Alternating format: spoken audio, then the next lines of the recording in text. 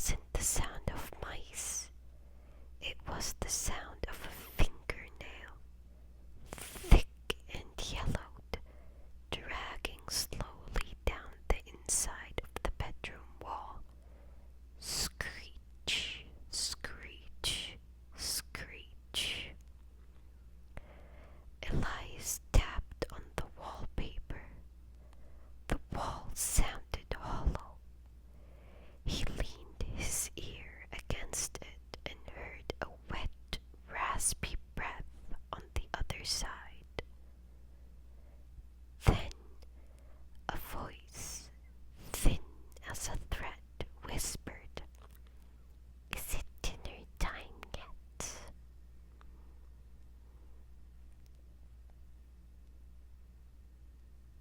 Chapter 2. The Peephole. Elias didn't sleep. He spent the next day peeling back a corner of the floral wallpaper. Behind it wasn't just wood and lath. There was a tiny circular hole drilled into the brick. He pressed his eye to the hole. At first, all he saw was darkness. Then the darkness shifted. He was looking into a narrow crawl space that ran between his apartment and the next. In the dim light, he saw a pile of clothes. His heart stopped when he realized they weren't just clothes. They were the clothes the landlord said the previous tenant had left behind.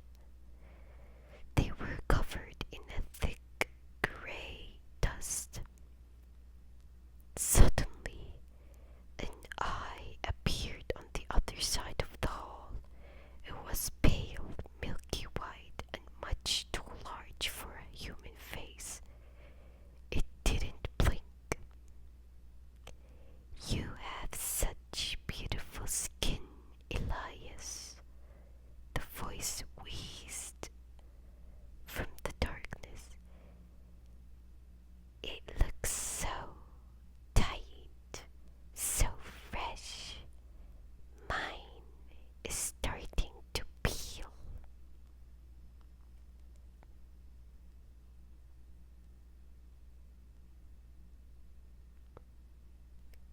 Chapter 3. The Unlocking.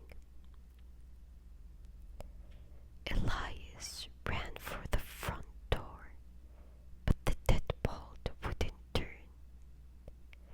It felt like someone was holding it from the other side of the wood. He heard a crack behind him. He turned to see the bedroom wall bulging outward. The hollow space wasn't just a crawl space, it was a trap. The wallpaper began to rip like skin. A hand emerged, gray, skeletal, and dripping with something that looked like old honey.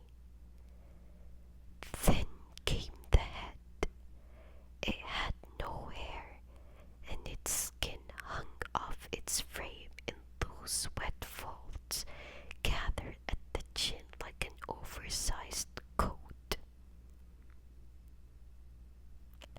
"The landlord provides the room," the creature croaked, stepping into the light. Its body began to unfurl, taller and thinner than any man. "And I provide the silence, but I need a new suit every few years.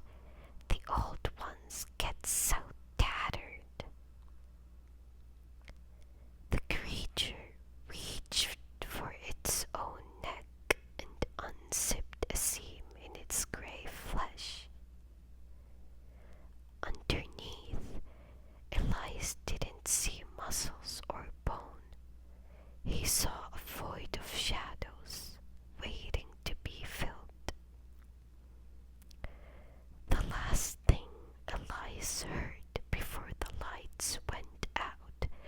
was the sound